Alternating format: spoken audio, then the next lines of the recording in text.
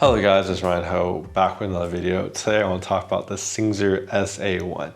Now I think this amp is very special at the price of $600 because it kind of checks a lot of boxes that kind of more expensive amps have.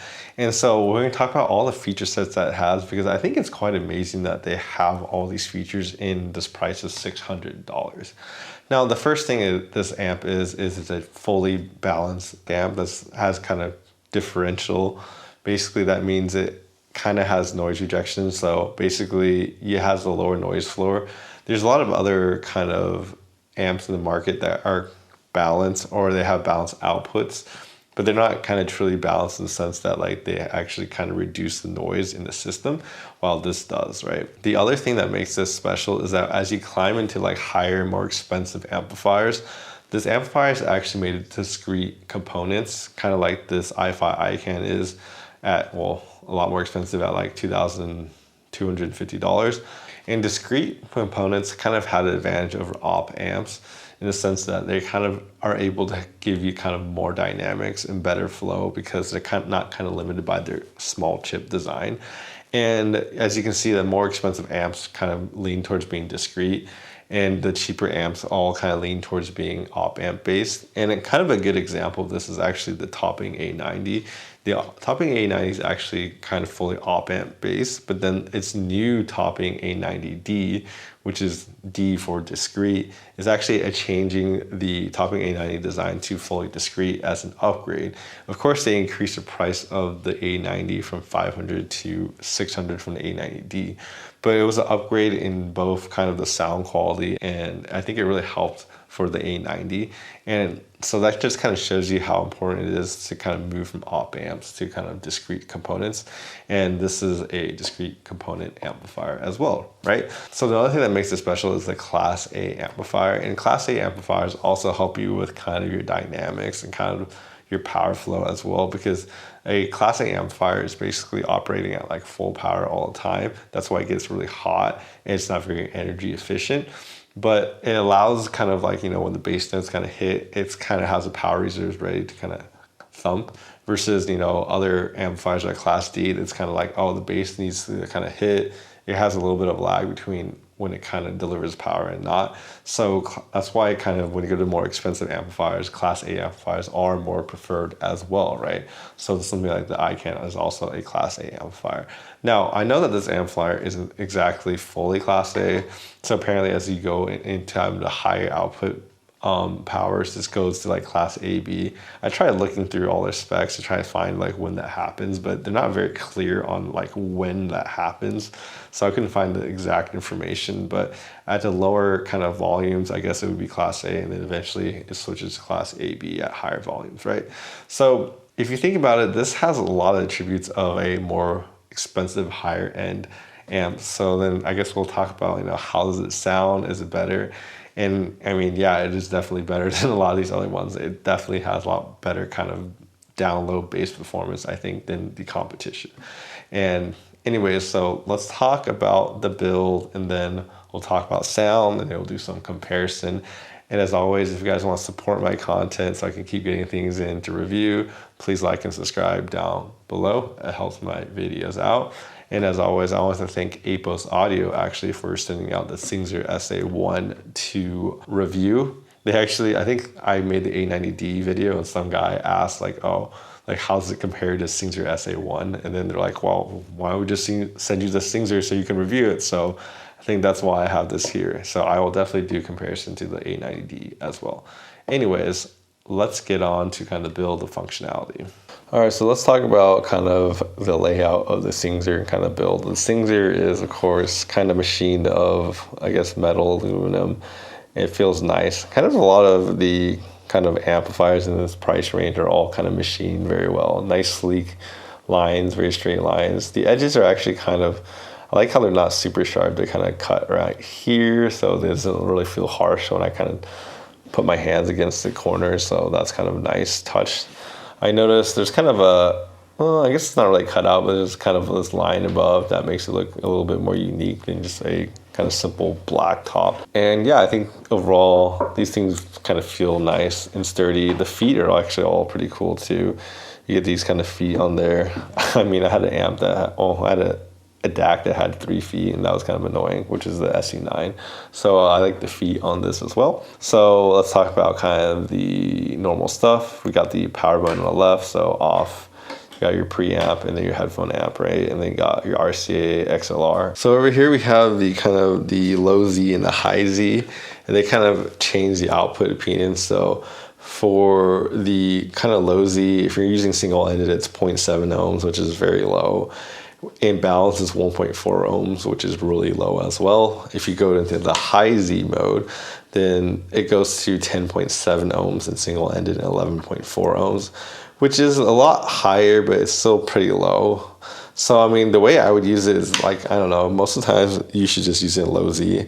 You can use it in high Z if you want to change kind of some of the characteristics of the sound and the kind of the dampening factor, they call it. But I mean, I would just choose to use the low Z most of the time unless you really want to change some of the sound. And it might not change the sound depending on your headphone, because essentially you have to do the math. They basically say like, okay, if your headphone is like 1/8 of the output impedance, then you're good. So like, for example, if you're in the high Z mode, it's about like 10 ohms, right?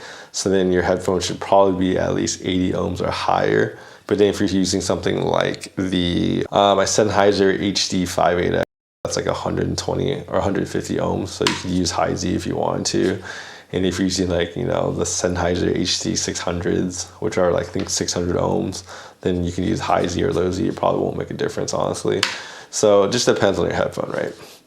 So then over here we have the 4.4 balance port. I love 4.4. I think it's just a nicer, smaller cable to use than the XLR balance, but of course we have the XLR balance as well. And then we have the 1/4-inch adapter to 6.35 for single-ended, which is also nice. And then of course we have this nice volume dial. This volume dial is nice and smooth. The one thing about this volume dial that's like crazy that I noticed when I was using it is that it's black, completely black, and it has a black indent. So like, at least from my positioning when I'm using it, it's like sometimes I just have a hard time telling like how loud is it, because it's just no defining features, no markings at all. It's just this little blob. And when you're in kind of like a little darker light, it's kind of just hard to tell where your volume knob is. Something I noticed, right? Now, the last thing we gotta talk about is the switches on the bottom of this amplifier, which is what you use to kind of change your gain. All right, so if we flip the amp around, we have kind of the high and low gain on the back. So then this is probably where you have to kind of switch them all to one side. So left is all low gain. So you want to go to high gain, you gotta switch all 4 of them into high gain mode, right? So then that's how you switch it. If you want to go back, you just push it back to low gain, right? So I think this was designed this way, 1, to probably be a safety mechanism. 2, it's probably easier to design that way, I'm guessing, because essentially if you accidentally kind of change it from low gain to high gain, then you might, blow out your ears or your headphones on accident. So putting on the bottom is safer. However, the downside is also that it's just much more difficult to kind of get to. And it just, I think, is a little bit more of a hassle. Something like the A90 right here. I mean, it has all switches and the gains are just right here. Right? There's a low, medium, and a high gain right here. And I think that just, makes it a little easier to use, in my opinion, and just quicker. So yeah, I think that's just a design choice that Singxer made. All right, so how does Singxer SA1 sound? So the sound of Singxer is, I would say, overall, it has a really good low-end bass hits. The mid-range is really nice and kind of full. And then when you get to like the treble, I actually noticed that the treble seems to be a little bit, like, I would say like slightly, very slightly like rolled off. And I was kind of noticed it as I compared to kind of the i5 ICAN. I think this is more, I guess, neutral. It has more kind of treble definition, in my opinion, than this does. So I do notice a little bit of a roll off in the treble for this. And I think that kind of encapsulates the sound. Now, I think the way I imagine this is like compared to its competition, right? Let's say like the topping A90, right? That's something that was, the benchmark at like $500.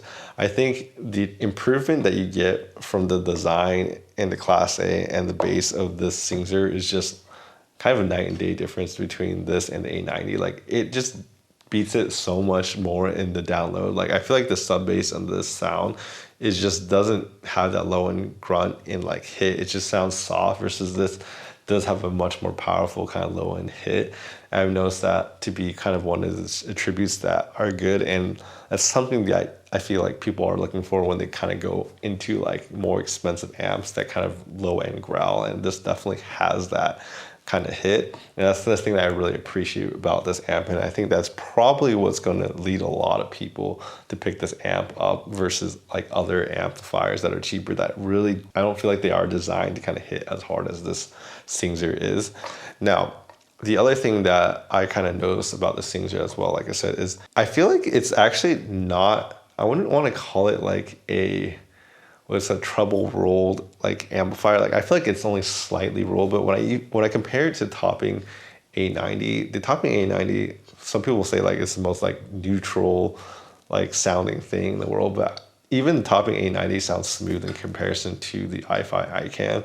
And so when I kind of actually listen to these two, like I do think the A90 has just a little bit more like treble definition emphasis than the Singxer, but it's not by much. Like the Singxer doesn't sound like gooey or undetailed at all. The Singxer sounds actually really, really detailed.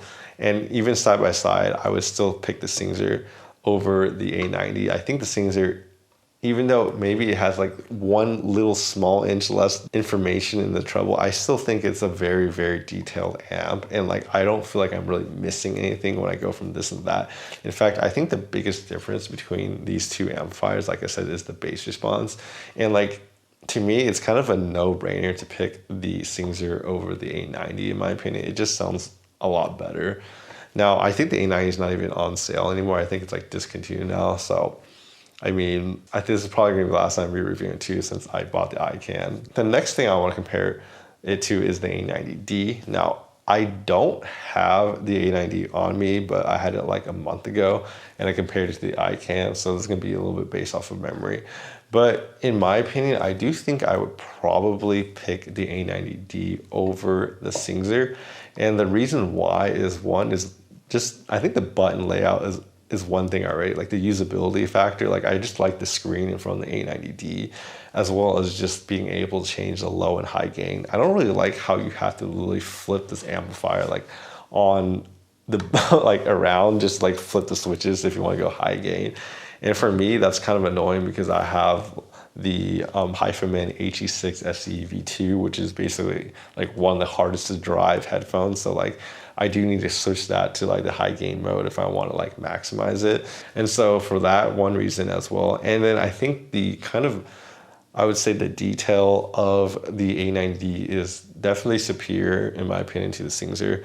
And I think it is, like I said, it was better than the A90, but I also think it's better than Singxer. So that top end definition, it doesn't really sound kind of rolled off anywhere as well on the A90D, and that's kind of my preference. I don't like the treble to be rolled off a little bit at all. The Singxer has a very nice character because I feel like the treble isn't just as emphasized as the other amps, so it has kind of a smoother tone to it and more calmer tone, and I feel like it's just more of a relaxing, easier listen than like listening to like on the ICAN or like the A90D as well. So that's something that I do like about this Singxer, and I do think a lot of people actually gravitate towards that. The kind of the bass, I guess, performance of the A90D versus this one, because I have to do it based off of memory, I'm gonna say that they're both very close. They both kind of hit harder than this one.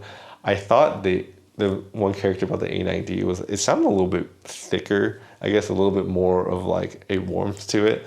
That's something that I noticed about that I didn't really hear as much or at all in the kind of the Singxer. I think the Singxer sounds a little bit more, I guess, linear in that sense. Oh, another thing I do is like, obviously the ICAN in comparison to the Singxer, I mean, this is like way more expensive at like 4 times the price, but you could definitely hear the improvement that you get from going to this amplifier. Like it's just much more defined in the treble range. It's much more clear. It has a much better definition. Kind of the elements around it are just kind of more clear is the best way to describe it than the Singxer. Now the Singxer to me does kind of noticeably lag behind the ICAN. And that's why I thought like the A90D, when I compared the A90D to the ICAN, I didn't really feel like the A90D lagged that much, if at all, behind the Singxer. It was almost like very close, versus I can definitely notice that the Singxer definitely isn't playing at the same level as the ICAN in both kind of the bass hit regions, kind of how defined all the elements sound. And then of course, definitely not in the treble kind of detail up there. It's definitely just can't compare to the ICAN. So that's something I did notice. But if you guys were curious, yes, you can buy an amplifier that is kind of more, but we're talking about price ranges here, not like, you know, but if you were curious, then yes, I do think the ICAN is a better sounding amplifier than this. I know like people like to look at like measurements and stuff like that. And I think the Singxer, I looked it up on like ASR, I think it did like 119, which is like, it's just funny how like, you know, measurements don't really tell you how good something sounds, but if you're looking for like measurements, I guess it got that check mark too. Like this amplifier got like basically every single check mark.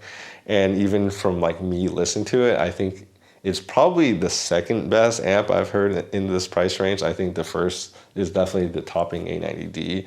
And then to me, this is second. I actually could think that like between those two, I could see someone actually preferring the Singxer over the A90D. So it's not even like a like, maybe it's second. It's like, I think it's like a preference thing. Like I think some people might just like this more. I think I personally like the A90D more, but I don't want to say this is a bad product because it's definitely not. I think it sounds really, really good. The only thing I don't like about this thing is the fact that I got to flip it around to change the volume. Like that's the only thing, or the gain, I should say. And that's the only thing I don't like about it. But besides that, I really think this is an easy recommend for people to listen to. I really enjoyed this amp, and I think anyone who has it or is looking forward to buying it would enjoy it for sure. Anyways, thank you guys for watching. Please like and subscribe down below. Helps my videos out, and I'll see you guys next time. Bye-bye.